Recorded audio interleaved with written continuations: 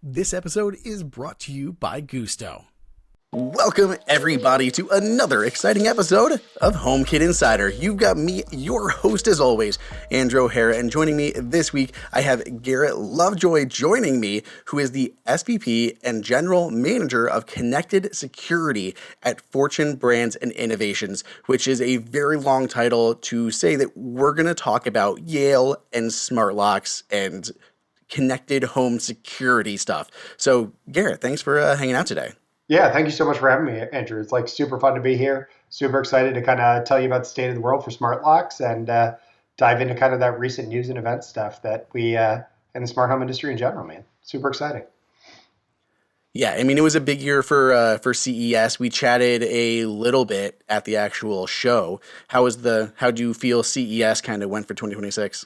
Yeah, CES was super cool. I started CES with chatting to a bunch of you guys in the press group, and that was super exciting to kind of talk about Aliro and UWB and some of those other things and how they're going to impact smart home and smart locks coming forward. But it's also CES is a big time for us to sit with partners, right? So we got to spend a lot of time with the other thought leaders in the industry. We got to spend time with Amazon and Google and Apple and all those different folks and Samsung and a lot of our other partners in different parts of the industry too. As well as partners that we work with to kind of bring innovation to different parts of your home.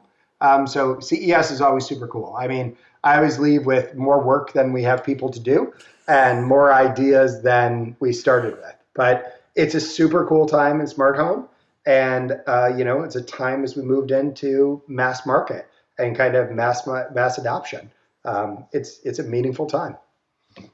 Yeah, I'm really excited. I mean, smart home stuff in general, having a moment right now, but like smart locks, it's like this inflection point right now because they were one of the very early, smart home devices, kind of one of the essential OG smart devices that were out there was like thermostats, locks, light bulbs, early kind of stuff. And now we're at this point where Matter threads starting to take over. Aliro is coming out, like all of these happening at the same time. It's kind of a lot. So I'm very curious at, just talking to you a little bit more in depth on how the kind of transition is going and what you're hearing from consumers and what you hear that they're looking for versus what I hear they're looking for. So it's a bunch of stuff, and we're going to get into that in the latter half of this episode. As always, let's go ahead and we can walk through the news. Sound good? Let's do it. Perfect. Well, I saw this over on Reddit, which I had no idea that this was a thing. I don't have multiple garages, but one of the questions that I had gotten before was like, what happens in CarPlay when you have multiple garages? Like, how does it know which one to show on your dash in the CarPlay interface? And apparently this was added with, I guess, iOS 26. There's now little dots on the widget, and you can just scroll between them and control multiple garage doors from the CarPlay interface. This is a small thing, but for people who had multiple garage doors that were like connected like this, that is really, really cool. So I wanted to kind of just mention that for anyone out there who had been wondering it. I did not have an answer about this, and it seems like Apple had like quietly fixed this, and we're months into iOS 26, and now this is the first time that I'm hearing about it, but that's really helpful. Yeah, super cool that they kind of they kind of resolve some of those minor things, right?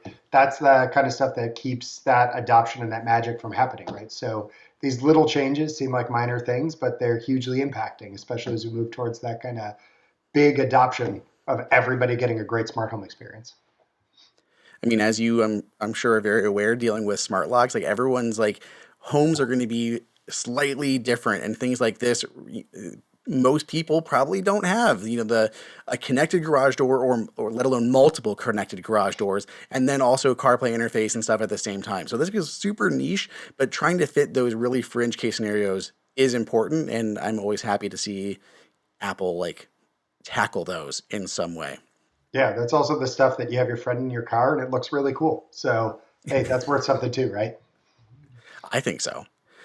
Well, we also had some news from Eve. So Eve is launching a new update in Europe for its MotionBlinds products. So these are like their smart shades, but specifically this is for their retrofit solution, and it now fits more of like your existing shades that you may have. So if you are in the EU and you have rods on your existing shades that are between 25 to 30 millimeters and a minimum width of 57 millimeters, about 22 inches, inches here, and they will now fit that. So there is like a larger version that had been out, but now for people who had like those thinner rods, 25 to 30 millimeters, motion blinds will now support those. And what I like about this, again, similar in the lock space, is you're able to keep your existing hardware, your shades.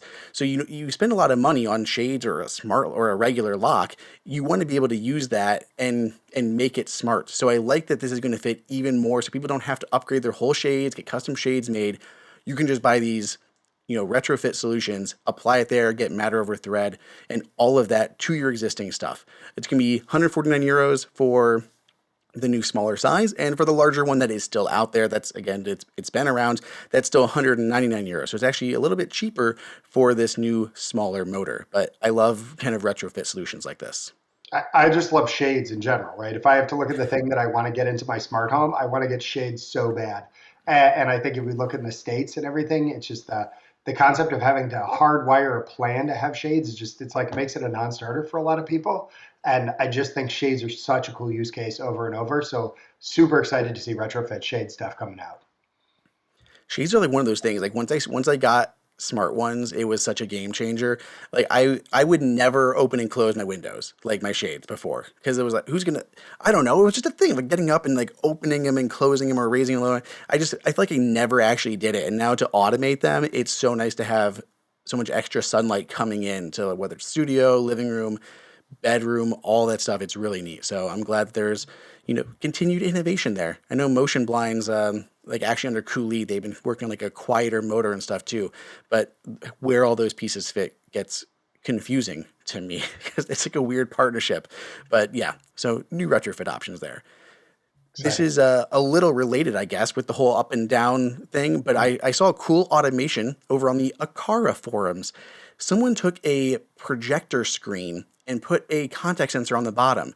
And then when the projector screen was lowered, it would connect the contact sensor, which would turn on their like watching TV scene and automatically like dim the lights, turn on the projector, all of those little things. And I thought that was a really cool use of a contact sensor that I had not seen before. So wanted to throw that out there. I don't have a fancy projector screen like that, but if I did, I would totally do that to at least adjust the lights in the room to go down a little bit. I don't know how they got the projector to turn on though. Like, is it like maybe an AirPlay projector that could be, or like or it had like HomeKit matter built in for like that's in on TVs. Maybe that's built into the projector, but it was a cool idea for an automation.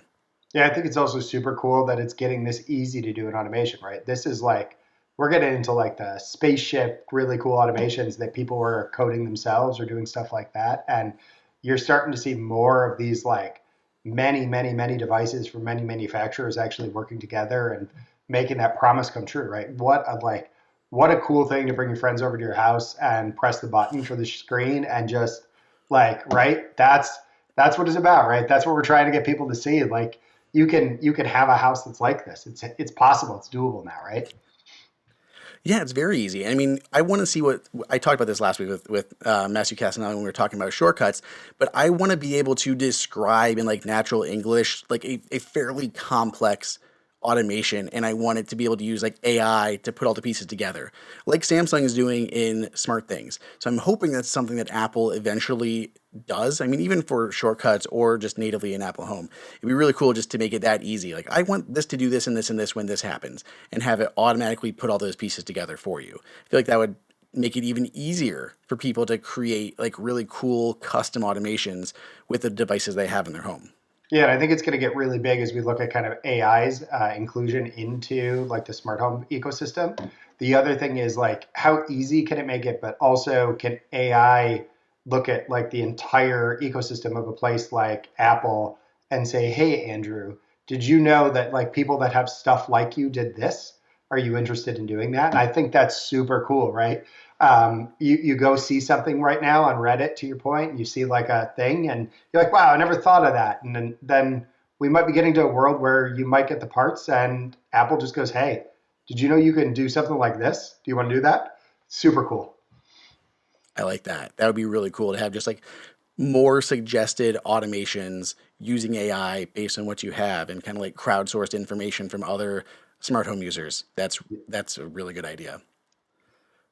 Well, this is less fun, but I am curious on your take a little bit here because it has to do with the connectivity of the IKEA devices. So apparently, there's been a struggle for a lot of early adopters on IKEA's new line of matter over thread products, so sensors, switches, bulbs, buttons, all of those types of things. And I did not have any problem onboarding them, but I do seem to have a little bit of an issue like on the my thread button on waking up. Like I'll press it once and nothing happens, and it's like the remote had to like wake up and connect.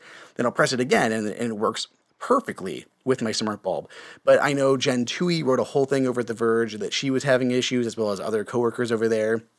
There's Reddit threads of a lot of people not being able to set up these buttons, and it became prominent enough that IKEA actually responded. So they said that we are aware that some customers are experiencing connection issues when setting up their devices in certain home environments. And we take that very seriously. We have a dedicated team reviewing the raised concerns and working closely with our ecosystem partners and the Connectivity Standards Alliance to better understand the issues and improve on the experience.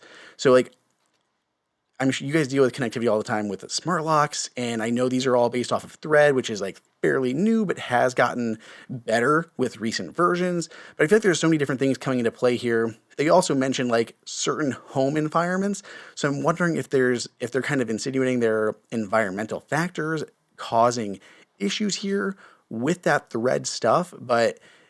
Yeah, it definitely seems like there's a problem going on there. And what I'm curious about, if this is a problem for setup, what are they going to do with the products that are already on shelves that they can't update because they're already in distribution? Unless they're just going to sell through what they have and just the next version is going to have, patches in place.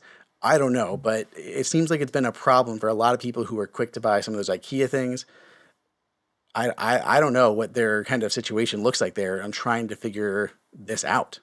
Yeah, and I think this is always kind of this is like your concern, the thing that keeps you up at night as a device manufacturer, right? Like, what is this going to look like? What is that board?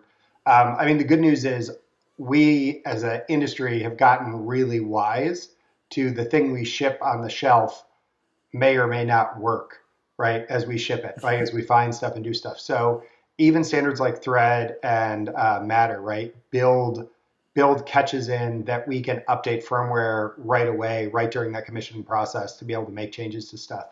But even outside of that, people's houses are getting more and more complex, like you said, environmental conditions. And there's a lot of stuff, right? I have 75 active Wi-Fi devices in the house, plus Thread, plus Zigbee, plus all this other stuff. And simulating that in a lab, especially in that first adopter pool, is really, really tough. So building out the systems in the background that allow us to troubleshoot and respond quickly are the most important things to us as device manufacturers. And what everybody should think about, right? Are people responsive? Do people fix things that they say? Like IKEA coming out and saying, "Hey, we see the thing and we're working on it," is a step that they're kind of doing the right thing and standing by their product. Everybody's gonna have problems. Especially everybody's gonna go through growth, especially in this Matter or Thread thing. And then the other random factoid I'll throw out for you is, I mean, the Google Nest Lock that launched in 2017 has been running on Thread since that launched. That's Weave over Thread and not Matter over Thread, but it's a super resilient and super good standard. There's just going to be a little bit of growing pain, and we're going to get through it, and everybody's going to be better because like Thread's really great. Thread is an awesome, awesome standard for wireless connectivity. I really like it. I have seen such great performance, especially on smart locks. Like it seems like we're going to talk about this, but like it seems like a fantastic. Like I know Zigbee and stuff is good out there too for smart locks to a degree, but the thread is just so fast, and you don't need any like additional hubs. Like I don't need a Yale hub or something because I can connect to the HomePods. I can connect to an Eve Energy that happens to be plugged in by the front door. Like all of those things can act as like those thread routers and hubs. It's so fast, way better than Bluetooth has been, and way less power hungry than Wi-Fi. So I'm really, really happy with Thread overall as a standard. And I think 1.4 seemed to fix a lot of things, even though some ecosystems like Apple Home are, I'm pretty sure, still on 1.3, even on the 26.3 update that is about to release. Yeah, and I think to your point, the other thing too that's really important for smart home standards is the resiliency, right? The fact that any thread border router can act as the border router for the entire system is a huge deal, right? Where you have these single points of failure with standards like original Zigbee, not the new Zigbee, but Z-Wave too, right? You lose your border router, or you not a border router, but you lose your hub, and everything's offline. Like self-promoting, self-healing, all these things. It's like it's a great piece of tech. Yeah, I it's been great so far. Okay, last piece of news to hit. This is wild. SwitchBot launched a new version of their air purifier, right? And it's the exact same specs as their existing air purifier, but this one is all wood. Like literally like top to bottom, the entire enclosure, everything is all natural colored wood. And I mean, I don't know. I'm like a woodworker. I love, wood projects and everything. It almost looks like too much wood to me. Like the whole base of it is more wood, but it has like the tabletop where your pets can sit. You also have a Qi charger on the top. There's the ambient night light that glows underneath that top surface. It's really well designed for pets with like being able to block out hair and things like that. And the price point is, I think, literally the same as their existing one. Like 199 full MSRP, but like on sale for like 180 or so. And I don't know if I said, but Matter over Wi-Fi, so it's going to work directly with Apple Home and everything. But it's a cool option, and I love kind of seeing more natural materials be used in tech stuff. I have like an early Nomad wireless charger that was a walnut base with a leather top, and it just looked so pretty. And I like those kind of different designs on things. But I don't know. It's cool, and it's the same price. I was impressed they were able to get the price the same for using real wood. Yeah, and I think I agree 100% with you, right? Organic materials don't get enough limelight inside of smart home, especially when we're asking people to put a thing in their house and let it sit there out in the open, right? So super cool for them to take on this like totally integrated feeling product into that house. And it's a little bit bigger step forward than just saying, hey, let me give you a fun color. It's like, hey, you can sit it down next to your table, you can sit it down next to your chair and have it be part of your living room. They're not even like pitching it as a sustainability thing, but I also have to imagine that's a whole lot less plastic being used. Like there obviously there's some, but it's a fairly large size, air purifier. It's a lot less, virgin plastic going into the outside of that thing. So it's kind of a nice, extra benefit to the whole thing too. Yeah, But yeah, I'll super. put links in the show notes if anyone wants it. One of the things that I hate dealing with, especially when I managed a team, was the amount of like paperwork, admin, busy work, repetitive task stuff. It was boring. It took forever and took me away from like my real tasks and work that I needed to do. I literally would always think like in my head the classic line of there has to be a better way. Those were real things that I went through my head. And while that's not me anymore, it turns out someone has solved this issue for the people who are still laboring with this, especially those who are running small businesses. And that's Gusto. Gusto is online payroll and benefit software built for small businesses. It's all in one, remote friendly, and incredibly easy to use. So you can pay, hire, onboard, and support your team from anywhere. This seems like actually like modern software that is really built for a modern, agile, next generation type of small business that is dealing with all of these things. I mean, dealing with like automatic payroll tax filing, direct deposits, health benefits, all of these things. Gusto handles it and makes it easy. Plus, there are options for nearly every budget out there. If you are a really small business or you're growing, Gusto probably has something that can help you out. And I love this. There's unlimited payroll runs for one monthly price. Like we'd have times where someone would be like late submitting hours. We'd have to submit like, payroll stuff, and then we'd have to resubmit, and then we'd have to like pay an extra fee for an additional payroll run. It was a problem.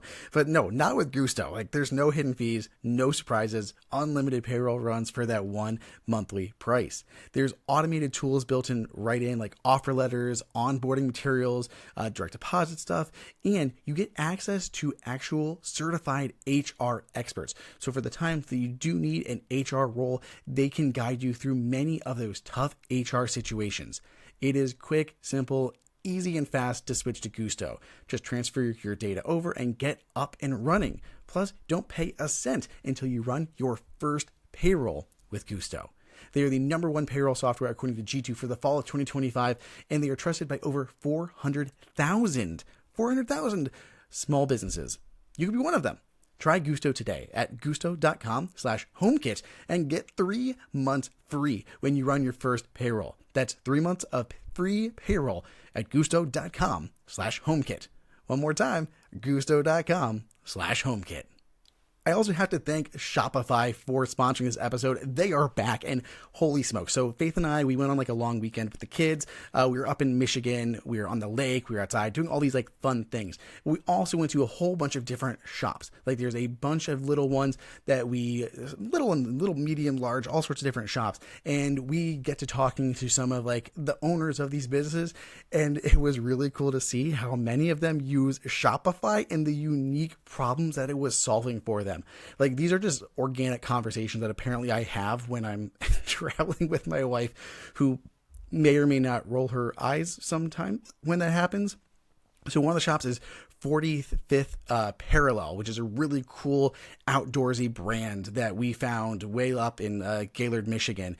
And they are just starting to move all of their stuff online. They have their actual store, and they've been working on moving their stuff onto like an online platform as well as selling in store. And Shopify is solving so many problems for them to actually make that happen. One of the things that they said that they really liked was that it offered like discounts on their shipping stuff. So they have like apparently some purchase program for buying labels for packaging. So people can go to the website, buy stuff, go through that whole checkout process, all that stuff, which of course my wife also did. Like we were in the store, we bought things, we got home, and then she bought more things from their website, going through the whole Shopify checkout flow. But for the business, they're able to actually save on their shipping costs when they're shipping stuff out, and they're able to like insure things through USPS, and it makes it really, really easy to use. Similarly, there's another store called Kit, I believe, and a small little boutique shop has a whole bunch of like great giftable items and baby things. We got like my nephew's birthday's coming up, so we were trying to find some gifts for them, and we were talking about the problems with like chargebacks and like the demand for Jellycat items.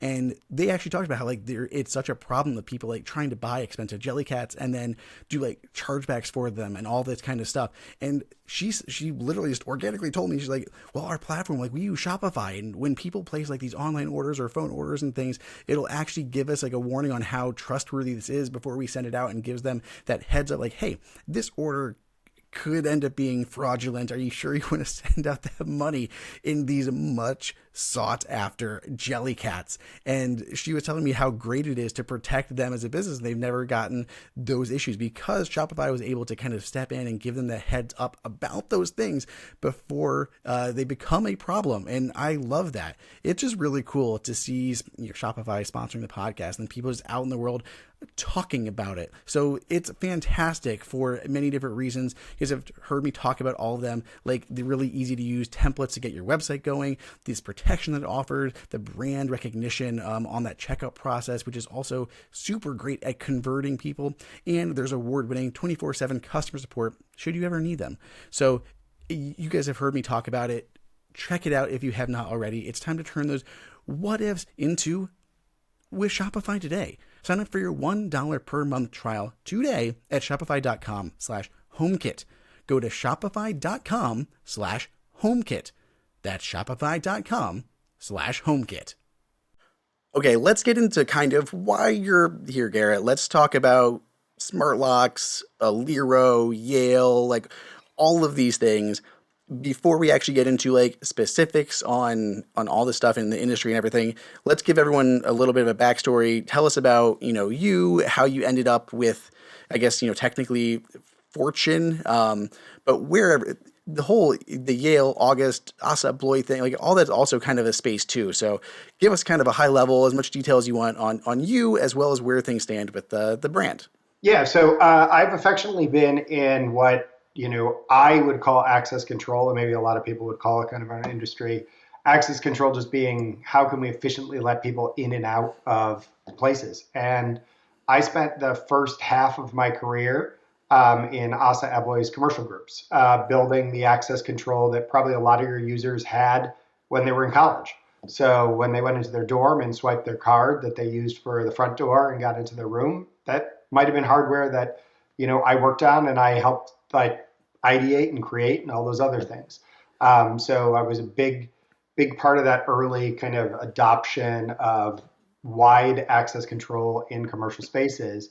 And I split from the business side, the commercial side, and moved over to residential because I wanted to be involved in like the fast feedback loops that exist for residential products, right? I love the fact that we can launch a product and we can get a 1-star Amazon review and have someone tell me just how much they hate what we did. Like, it's great. I love it. We read them, we pay attention to them, and we do it. I love that feedback loop. And I've been with Yale for a bunch of years now. We've launched a bunch of things that I think we're really proud of, right? Really proud of the Assure 2, just an amazing piece of kit that we made. I'm super excited about it. And as my time's grown, we ended up getting moved over to Fortune Brands, which has been really exciting. Asa Abloy, by and large, is a big kind of commercial company, and Fortune's like a really big consumer company with other brands like Moen and Fiberon Decking, just big residential brands, So super excited to be at a company that's just so focused on individual consumers and like that consumer marketplace. But really, really cool. A part of the thing that we lost too is we're isolated for Yale to just be North America, Canada, and the United States now.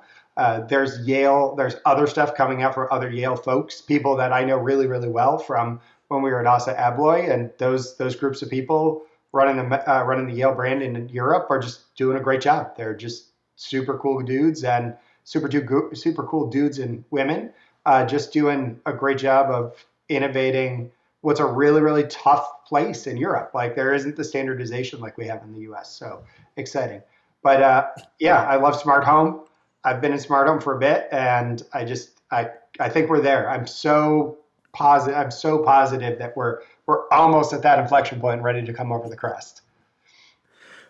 That's so cool. It gets so confusing with some of these brands. So that is a good distinction on things and where things kind of lie. The other part of it that I'm curious about, which I know we've talked about in the past too, but like August. August is one of those ones that I have such a sweet spot for. I love it so much. And you guys have kept the August brand still running around.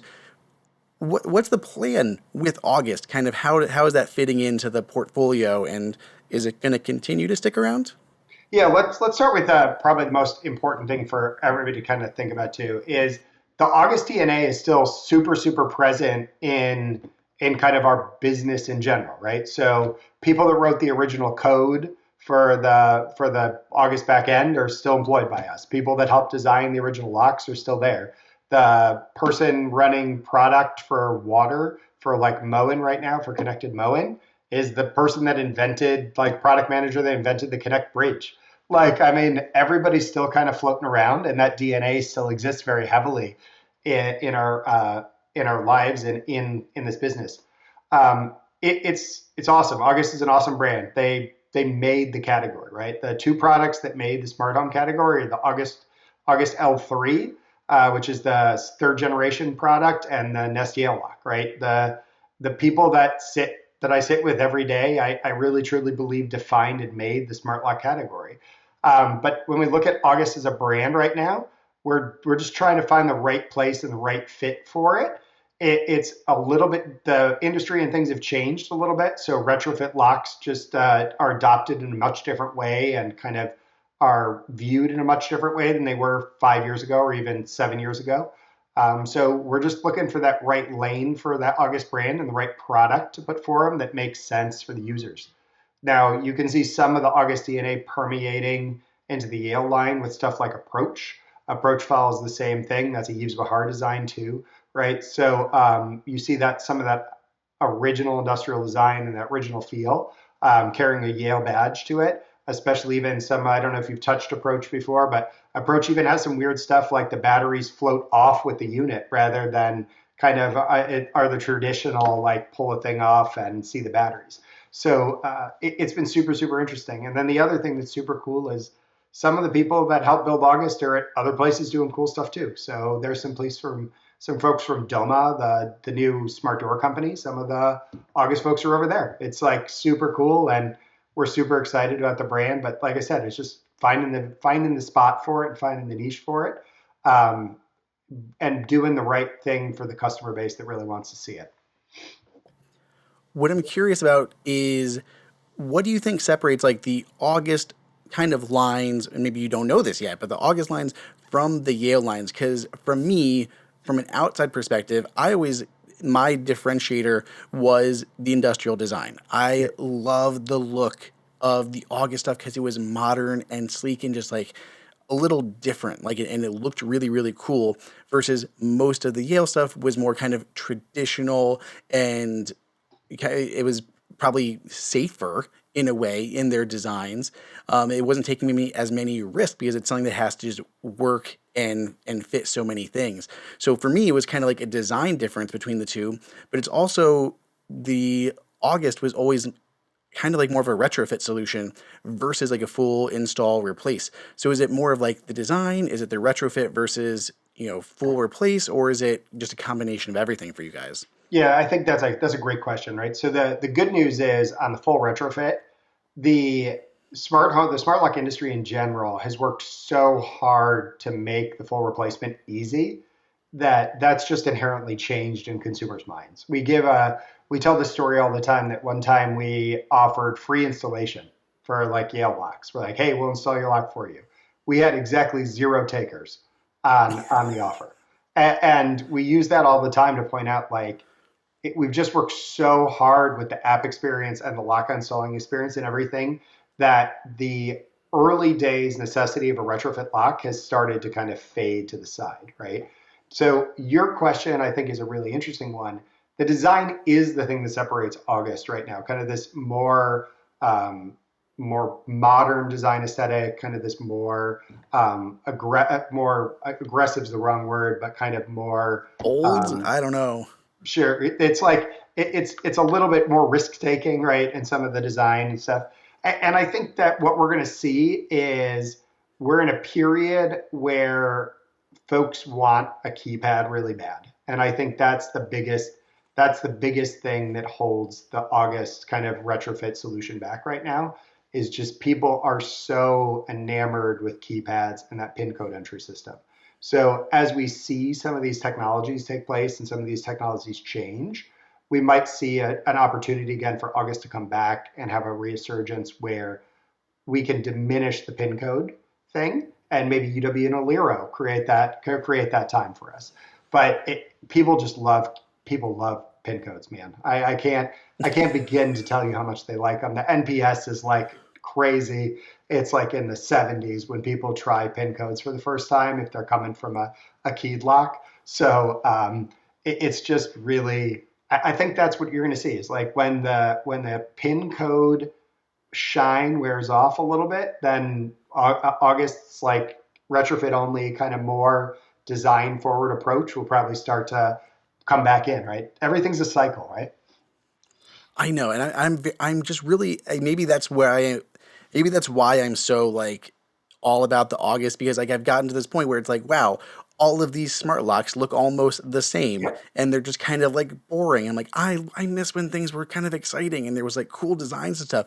We do have IKEA doing some really neat designs with things and like August was that. So I'm like I want to see that August that design something more risky instead of another black box with a hidden keypad that just looks kind of the same as everything else. So maybe I'm the only one that's really hanging on to this whole August thing, but You might not be I the only like one, it. because I mean, the other thing too to consider is where August kind of comes and reappears, right? So if you look at Fortune Brands as a whole, we have a big luxury design group that just specializes in fulfilling dreams of designers. And maybe you'll see August stuff reappear over there. I mean, who knows? There's a lot of opportunity for us to leverage that, and I'm there with you. It's a sea of sameness, right? We don't even I wish I could look you in the eye and say no, no, no. And Assure 2 looks so different than any other smart lock that's ever been made. And to your point, we pride ourselves really heavily on we built a lock that was transitional, right? It's a little bit modern and it's a little bit not. And that's meant to make it approachable and easy. So if you go into a place like Lowe's or Home Depot, that you don't look at it and go, that doesn't match my front door. And we tried to do it also to not make you have to say, oh, do I want a square or do I want something that's really old fashioned looking with like lots of lines? And I think the reality is we did the best job of splitting the middle of like what's transitional and what's modern. But no, you're right. It's not modern. You don't look at it and go, that's a piece of art. I'm proud of the design. We've won awards for the design, but you're right. It's sameness, right? And I think there's going to be a moment coming up that we're going to get an opportunity to break out of that a little bit. Cool. Well, I'm gonna keep holding my breath until I'm blue in the face that we see something happening there. Now, you did mention, kind of the big thing that I want to talk about now is the whole like next gen of the smart home tech here. So Matter, Thread, Aliro, and UWB, all of that kind of stuff. Where are you guys right now with your portfolio on, Matter, and how has that kind of transition been going? And then on top of that, what have you seen on, the connectivity side of like Bluetooth, Wi-Fi, Thread, bridges, all that kind of stuff? So how has that been going? I know it's like a big topic, especially like internally. Like, what do consumers know and expect and look for all of these things, and how is stuff getting conveyed to the consumer? So it's a lot of a question there, but where are you guys at with Matter and all this stuff? Yeah, and I think we're a member of the we're a member of the CSA. Our engineering staff spent a lot of time helping author the lock standard for Matter and how people talk to locks, like how border routers and everything interact with them, how that happens securely and important and conveniently. So we're huge fans of Matter, especially Matter over Thread. Matter over Thread. We're just I think you heard Andrew and I kind of talking about Thread earlier. Like we're really excited about Thread. Thread's a great standard. So what are we doing? So a handful of years back, we launched the Assure SL with Matter, and we launched that pretty quietly and in a pretty small way. And we did that on purpose. We launched it basically in a way that early adopters could get their hands on it and try out a Matter Smart Lock. And we did a lot of beta testing and we got a lot of feedback. And the feedback was basically, hey, the only people that are going to like this product in the way that it is right now are going to be first adopters. So it wasn't something that we rushed to put on the shelf at Lowe's and Home Depot or even put on Amazon because it just wasn't going to work at that time for the user base that is going to pick it up in those kinds of places. So what have we done since then? We've worked really, really closely with Google and a bunch of the other large providers. I know this is an Apple place that we're in today, but like we worked always for a long time with Google, just as a company. And you saw the Yale Smart Lock with Matter come out last year. So kind of our replacement to the Nest Yale lock and its generational thing, generational successor. And what you see, I think, if you look at Thread and you look at Matter, and what the signal is that we do by kind of Yale Smart Lock with Matter is we think Matter and we think Thread moves us towards early majority, right? Mass market adoption. And with that, you see us kind of price things at a price point that is more approachable, right? It's a sub $200 lock. It's a very, very high quality lock for sub 200. So we're there and we're doing that. We've got other stuff going on. We still have a Matter module. We still have a Matter module that can go on the back of Assure too. We have some other stuff cooking in terms of coexistence with some of our apps. And I think what you're going to see from us over this next year is us lean more into the Matter standard and provide that to more folks. It's a great standard and it works well, and it's going to start to fulfill its promises in a much more meaningful way than it did, 6 months ago or a year ago or 2 years ago, right? It's been a big journey. But to that same question, like you asked about Wi-Fi and Bluetooth and some of these other things, right? Wi-Fi is a key technology for kind of these early majority adopters. Like it's something they understand. They get it. They can bring it home. And I think what you're really going to start to see is us as device manufacturers needing to help steer people to the right standard to get the best experience. I don't think getting to your point, right? People don't know what Matter is in some cases. People don't know how to use it. And it's kind of up to us as a device manufacturer, smart home community to say, hey, Jim, your non-tech friend brings a smart lock home, and that smart lock to go, hey, I know you set me up on Wi-Fi, but like you'll get way better battery life and a way better experience if you just pair me to your HomeKit system and pair me to your phone.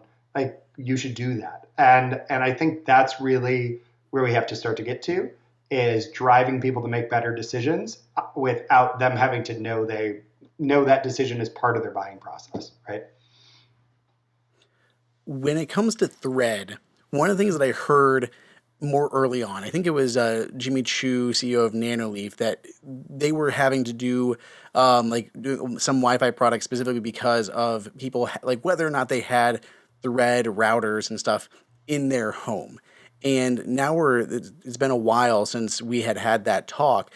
I feel like Apple's done a really good job of throwing a ton of Thread routers into your homes, whether people even knew it or not, right? I mean, Thread has now come into most all of Apple's products, let alone like HomePod Mini, Apple TV and stuff. I mean, it's in the phones and iPads. They've done a lot with it. So I guess the question like I'm now, are you guys still seeing confusion from customers on whether or not they have Thread? Like, is it to the point where you can sell like a Thread lock and people can kind of set it up and be good, or are you seeing a lot of people who are like, oh, why isn't this working over Thread? Or kind of how have you managed that situation in the current market right now? Yeah, I think part of that ends up being what the coexistence looks like between Matter and our manufacturer apps in a lot of cases, right? That manufacturer app ends up being our backstop to helping some of those problems, right? Because if we can communicate with our device, we can communicate with our smart lock or our Assure 2 or even the Yale smart lock with Matter, right? We can give feedback to folks about what's happening that's possibly way richer and way more actionable than kind of the standard prompting that you get with Thread. So if you don't have a Thread device and you can't see it and we don't look for it, then we can tell you that specifically. And kind of being in that position that we can backstop those folks that you brought a lock home and you really are expecting this certain thing, we can say, hey, you don't have the thing right now. It's not a big deal. There's lots of things you can do, right? You can go get an Apple TV. You can go get a HomePod. You can maybe boot an old phone. There's a whole bunch of random things that you can do, right? But the good news is you took your lock off your door and you didn't realize you had a Thread route. You were missing a Thread router, and you can still set up the lock and you can still finish that setup and you can still secure your home. So I think to your point, your question of like, are we seeing people that bring stuff home and don't have a Thread router? Yeah, we absolutely get tech support calls for that, and we absolutely do it. So our bridge to that is making sure that we have a very rich experience that we can backstop with our own app to say, hey, it's not working the way you want, and we can give you a lot of information about why it's not working the way you want. But to your point, there's a lot of Thread routers out there. There's so many. Apple's just like the tip of the iceberg on that. There's other folks and other manufacturers that just have so much, and the way that these fabrics work and everything else, right? You can get a lot of concurrency and have a lot of different systems, working together. It's really, really cool time. Well, that's good for Thread. Now let's talk about stuff that I don't think you guys have had any actual like official announcements on yet, which is, UWB and Aliro. So Yeah. I know Aliro is supposed to be launching soon. We have UWB is already out with like the U400 from Aqara. There's UWB ones from Ultralock X things. What has your guys' approach been here? Are you guys planning? I know you're not going to tell me some things, but like, do you want to do like a UWB lock? Do you want to do one that directly integrates with like Apple Home and not doing necessarily a Aliro right away? Or are you going to just wait for a Aliro and then do something that just kind of hopefully more mass appeal when Android adds support for Aliro and stuff? Where are you guys feeling UWB at in this current space? Yeah, and I'm going to back out and I'm going to start with Aliro, right? Because Aliro is the engine that will drive those UWB use cases in a lot of cases, right? So For us, Yale and kind of our business is not just the smart locks you see in the Apple Store or at Lowe's and Home Depot, right? We're helping power a lot of the smart apartment trend as well. And smart apartment will benefit very in a very big way from Aliro. Aliro is it democratizes the ability for handsets, all of them, to talk to a reader, and that's a huge deal. And it seems very small, right? Just like our conversation about like adding two buttons to be able to have a garage door work, right? It seems small, but it's been so hard over the past bunch of years to be able to work with every handset to be able to get a unified experience for people going through stuff. So when you talk about Aliro, how does Yale feel about a year? We think Aliro is a transformative piece of technology, right? It's going to provide that tap experience across a lot of different applications. And that tap experience is really, really important. And probably one of those things that, and I think I said it to you during CES when we talked about it, but it's an experience that you can go to your non-tech friend and go, look, you can get into your house at any time just tapping. And to be able to have that same experience, whether it's an apartment now or whether it's a residence, is a huge thing. So I think we're really excited about the tech. We're in the CSA, we're in these groups, we're in this stuff. Whether or not we're going to tell you when we're going to put Aliro out and all that stuff is an entirely different thing. But I can tell you we really like the tech. Like, right, we really like the use case. And if we kind of move further into UWB, UWB is also an amazing piece of tech, and really something that we've worked with and worked on for a long time. It sounds strange, but we did a lot of demos with UWB before UWB was what it is today, and what we're really excited about is seeing it come to solve a problem that everybody really has. And if you're a Yale user or even an August user, right? You guys probably all used auto unlock on arrival, right? What a good feature when it works for you. If it works for you, and our reliability of it is like in the high 80s, low 90s for most folks. But the problem is the promise lets folks down of if you are in that like 12% or less 10%, it does not work. Like it's not that it works sometimes, it just doesn't work, which is a real letdown. And UWB solves that. UWB gets us to a spot that you, Andrew, can walk up to your front door and it's going to unlock every time for you as you approach the door.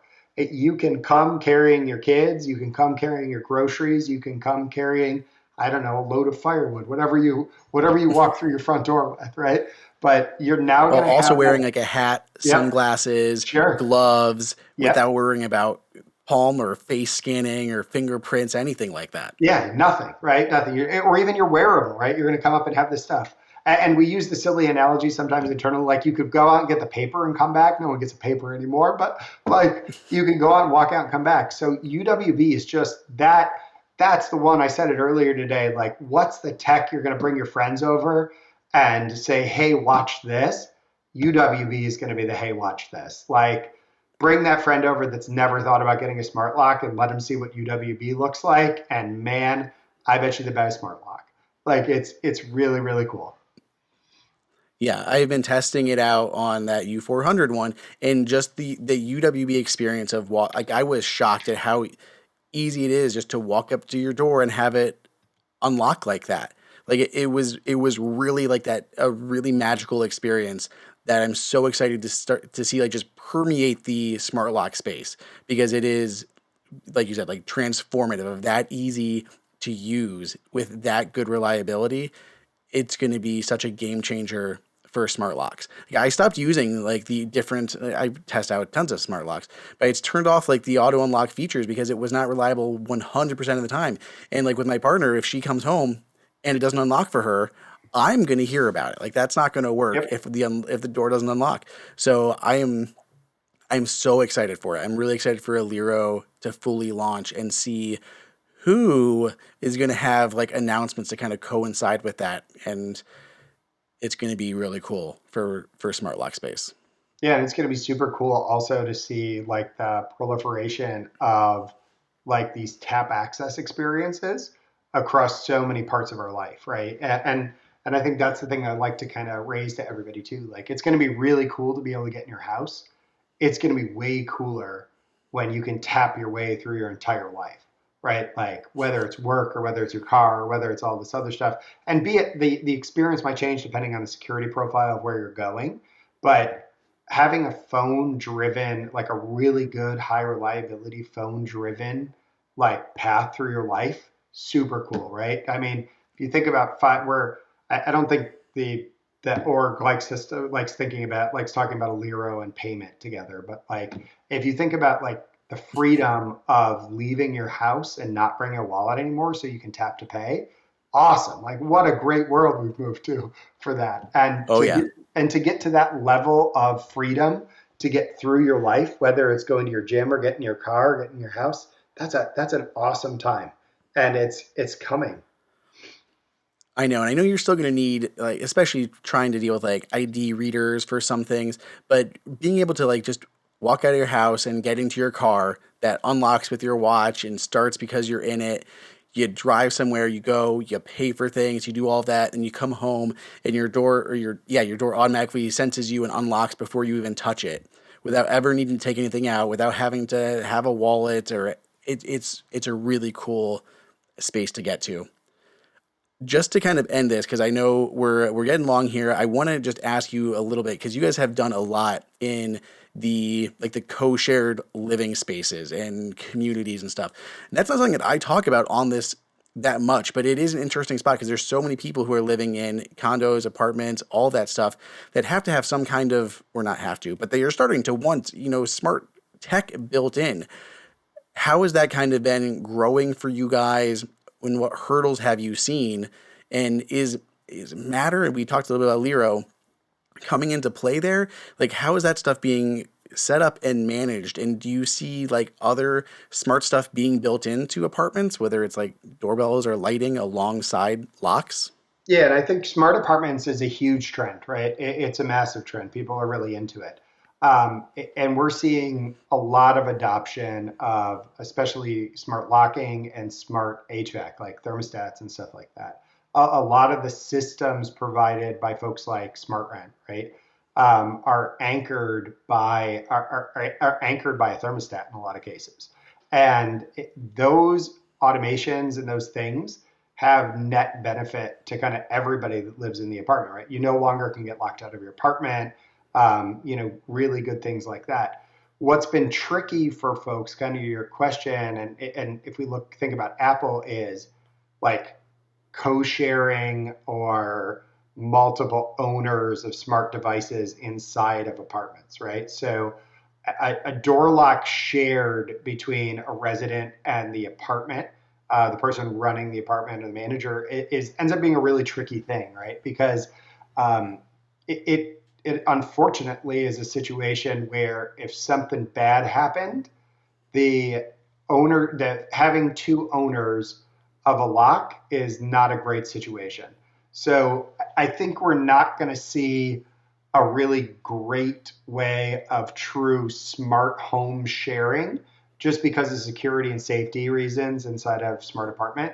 But at the same time, they're really working inside of that industry, and we're really working with these partners to allow you to personalize your product more, right? So allow you some level of sharing and access to be able to say, hey, Andrew, come visit me in my apartment and I can get you in an easy way, right? You don't have to go to a desk. You don't have to do all that other stuff. And then at the same time, like, hey, is there a way that I can manage my thermostat myself and kind of do all those other things? And before we started talking, we're talking about like, hey, what is like, can we make the thermostat turn on before I get home or do things like that? And they're really working hard in that industry, and we're really working a lot with those folks to try to give a true single family home experience while maintaining kind of that safety bubble that we have to give you inside of a multifamily housing property.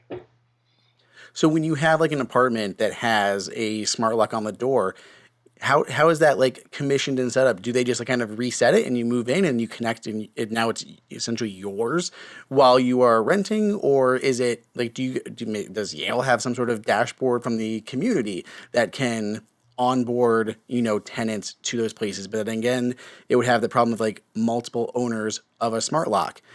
And then there's just shared spaces. I mean, could we eventually have like Aliro, keys built in for community, and you can just like get into the gym and all that stuff with just, you know, tap access on our phones? So we're absolutely going to get to tap access through entire multifamily housing properties. That 100% will happen, right? But that especially the trend that we have to look at for a lot of multifamily housing, Andrew, is like what's happening in college and university, right? And college and university, the folks leaving college and university are used to tap experience. Like a lot of the colleges and universities have very, very rich tap experiences to move through the properties. So as those folks leave university and go to their first, like maybe go to multifamily housing to live, they have a big push to say, I've always been able to tap. I've always been able to do this with my phone. What do you mean I have to carry a physical key? That's crazy for that group of people. So we're going to see the tap thing proliferate through smart apartments there. But when we look at commissioning, and this is also why this industry is so hard, is it's a true enterprise platform from a lot of these folks. And Yale doesn't make an enterprise platform. We're a partner to folks that make enterprise platforms. But a company like SmartRent or RealPage is going to make a big enterprise platform, and they're going to treat all of the doors in the facility just like your security officer did when you were at school, right? They're going to say Andrew has access to apartment 36, he has access to the gym, and he has access to that, and you're not commissioned to the lock or anything else. And when your lease ends, they're going to remove your access, just like when you moved out of your dorm room. And that creates a tremendous amount of operational efficiency for those folks, which is good. Keeps rents down, keeps things under control. But the other side of it too is it also makes it really easy for them to manage people doing work on your apartment if something breaks. Makes it really easy to get you into your apartment if you forgot your keys or left everything at the bar after you went out on a Friday. So like it's all that stuff is all taken care of. And that kind of to your point, the convergence of setting something up yourself as you go through that transition, they're trying to keep away from that because it's just a lot of friction and not a great experience as you're moving in and out of an apartment. It seems really complicated because then, like, okay, like that's all very easy on the apartment side of things, but then like I feel like I wouldn't have control over like automatic unlocking, or just we said like a thermostat. If they have control over the thermostat, I can't have Apple adaptive temperature automatically adjust my thermostat as I'm on my way home. Like there's a lot of weird things that go in there. So it's like people are going to want more smart home tech if they add it, but then only the apartment complex really has control. I feel like that has similar issues to just who can control things and what your level of automations and everything else is. So it definitely seems like a tricky space to figure out all that stuff. It's a super tricky space. And I mean, the good news is people are trying. That's the beginning of it, right? If we remember like 5 years ago, like that's how it felt for smart home to some degree too. People were trying. And I think the trying is the beginning there. But the other thing that's really hard is, you know, are the Apples and everybody else in the world, like their focus, and I can't exactly speak to what Apple's focus is, right? None of us know, we guess, right? But like multifamily housing presents a very unique set of challenges, like you said, right? That means it requires special thought and special planning and special products and special to be able to do those things. So as the single family home kind of becomes more cemented and stuff, I think we're going to see the manufacturers get the time, and the handset providers and the system providers get the time to offer some of those bigger, what they might affectionately call fleet management features that allow you, Andrew, to have adaptive thermostat without breaking their ability to turn your thermostat on should you leave and it gets to be freezing and they need to turn it on to make sure your pipes don't freeze, right? So that all is coming, and I think it's just, unfortunately, that's one of the ones I think it's time. People just need a little bit of time in the seat to solve the problem. But like I said, the good news is there's people that think about it every day. That's always good. Well, thank you, Garrett, so much for hanging out. I'm very excited that we're getting this radically designed UWB-enabled August smart lock in the very near future. Can't wait. Super excited for that breaking news that you were able to clearly and distinctly share with us. But it's been great. Anything you want to leave us with here? No, thank you so much. Thank you to all the Yale users and thank you to all the August users. We appreciate you guys every single solitary day, all the feedback that you give us. We definitely look at it and spend time on it. We read the Reddit threads, whether or not you know we do. We're there, we're looking, we're watching. We really care about what you guys have to say, and we really do our best to try to make sure we come through for everybody. So please keep the comments coming and keep the feedback coming. We're here to try to make everybody's access experience great. Awesome. Thank you again, everybody. You guys know what to do. You can find everything we talked about in the links in the show notes. You can go ahead and leave the podcast a 5, 10, 100-star rating on your podcast player of choice. Otherwise, we'll see you guys all in the next episode.